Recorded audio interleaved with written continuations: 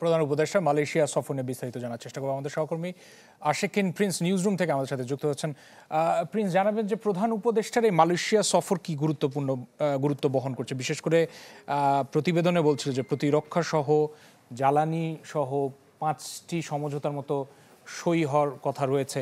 একটু জানাবেন যে গুরুত্বটা আলাদা করে কিভাবে আসছে। রাশেদ, মালয়েশিয়ার প্রধানমন্ত্রী আনোয়ার ইব্রাহিমের আমন্ত্রণে রাষ্ট্রীয় সফরে আগামীকাল 3 দিনের সফরে যাচ্ছেন মালয়েশিয়াতে প্রধান উপদেষ্টা ডক্টর মোহাম্মদ ইউনূস, এবং আজকে বিকেলে প্রধান উপদেষ্টার প্রেস উইংয়ের পক্ষ থেকে একটি সংবাদ সম্মেলন করা হয়েছে এবং সেখানে বলা হয়েছে যে প্রধান উপদেষ্টার মালয়েশিয়া সফর অত্যন্ত গুরুত্বপূর্ণ এবং এটি গুরুত্বপূর্ণ হিসেবে তারা বিবেচনা করছেন। এই সফরে মূলত 5টি বিষয় একটি সমঝোতা স্মারক সই হওয়ার সম্ভাবনা রয়েছে এবং এর মধ্যে রয়েছে প্রতিরক্ষা সহযোগিতা, জ্বালানি বিষয়ক সহযোগিতা, ব্যবসায়িক কাউন্সিল গঠন এফবিসিসিআই ও এনসিসিআইএম, বিএমসিসিআই ও মালয়েশিয়ার প্রতিষ্ঠান এমএমওএস এর মধ্যে সহযোগিতা, Bangladesh institute of international and strategic studies BISS এবং মালয়েশিয়ার institute of strategic and international studies ISIS এর মধ্যে সহযোগিতা সংক্রান্ত মোট 5টি সমঝোতা চুক্তি স্বাক্ষরিত হওয়ার কথা রয়েছে এবং যখন এই চুক্তিগুলো স্বাক্ষরিত হবে তখন মালয়েশিয়ার প্রধানমন্ত্রী এবং বাংলাদেশের প্রধান উপদেষ্টা তার উপস্থিত থাকবেন। আসলে এই সমঝোতা চুক্তি সম্পর্কে বিস্তারিতভাবে কিন্তু সেই বিষয়ে আমাদের কোনো কথা জানানো হয়নি।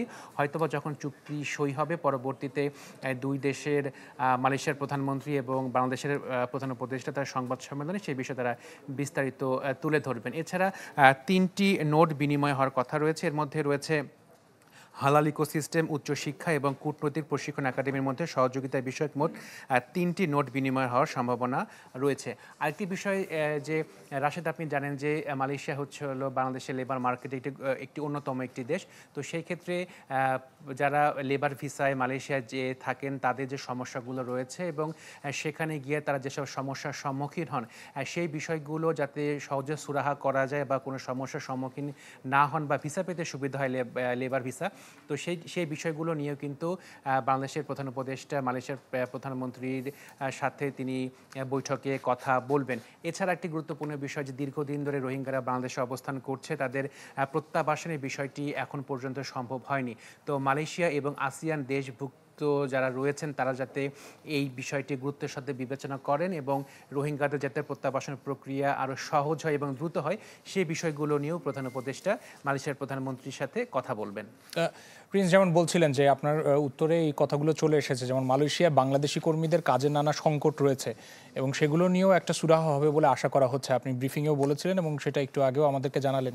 আরেকটা বিষয় জানাবেন যে অন্তর্বর্তী সরকারের প্রধান উপদেষ্টা ইতিমধ্যে বেশ কয়েকবার বিদেশ সফর করেছেন এবং নানা সমস্যা কিভাবে সমাধান করা যায় সেই পথে হাঁটার চেষ্টা করছে। সামনে জাতীয় নির্বাচনকে সামনে রেখে বিশেষ করে অন্তর্বর্তী সরকার প্রধান উপদেষ্টা যখন এই সময়ে মালয়েশিয়া সফর করছেন, সেটা আলাদাভাবে কিভাবে বাংলাদেশ লাভবান হবে বা এই সময় অন্তর্বর্তী সরকারের এই সফর কতটা সফলকাম হবে বলে মনে হয়? বিশেষ করে আবার দেখছিলাম যে যেহেতু 4 জন উপদেষ্টাও সাথে যাচ্ছেন, সে ব্যাপারে কিছু জানাতে পারেন কিনা? রাশেদ, যেহেতু মালয়েশিয়ার প্রধানমন্ত্রী নিজে আমন্ত্রণ জানিয়েছেন প্রধান উপদেষ্টাকে, তো সেই ক্ষেত্রে এই সফরটা অবশ্যই গুরুত্বপূর্ণ বলে মনে করা হচ্ছে এবং সরকারের পক্ষ থেকেও বলা হয়েছে এটি খুবই গুরুত্বপূর্ণ। যেহেতু মালয়েশিয়ার প্রধানমন্ত্রী নিজে প্রধান উপদেষ্টাকে আমন্ত্রণ জানিয়েছেন, এছাড়া যেহেতু 4 জন উপদেষ্টা যাচ্ছে তার সাথে, এবং সেই ক্ষেত্রে বিশেষ করে প্রবাসী উপদেষ্টা যিনি আসিফ নজরুল, তিনি প্রধান উপদেষ্টার সঙ্গে যাচ্ছেন। সেখানে যে প্রবাসীদের সমস্যাগুলো হয়েছে তিনি কিন্তু অবশ্যই সে বিষয়গুলো জানেন কি বিষয় সমস্যাগুলো হচ্ছে এবং প্রবাসী উপদেষ্টা আসিফ নজরুল তিনি হয়তো বা তার যে কাউন্টার পার্ট রয়েছে মালয়েশিয়ার পক্ষ থেকে, তো সেই ক্ষেত্রে তিনি এই বিষয়গুলো নিয়ে বিস্তারিতভাবে আলোচনা করবেন এবং হয়তো বা প্রত্যাশা করা হয়েছে যে সমস্যাগুলো হচ্ছে সেই সমস্যাগুলো তারা সুরাহার একটা ওয়ে আউট বের করতে পারবেন। হয়তো বা সেই সমস্যাগুলো এখনই সমাধান হবে না, কিন্তু একটা প্রক্রিয়া শুরু করতে পারবেন যে সমস্যাগুলো রয়েছে সেই সমস্যাগুলো যাতে সুরাহা করার উদ্যোগ নেওয়া হয়। প্রিন্স, অনেক ধন্যবাদ যুক্ত হওয়ার জন্য।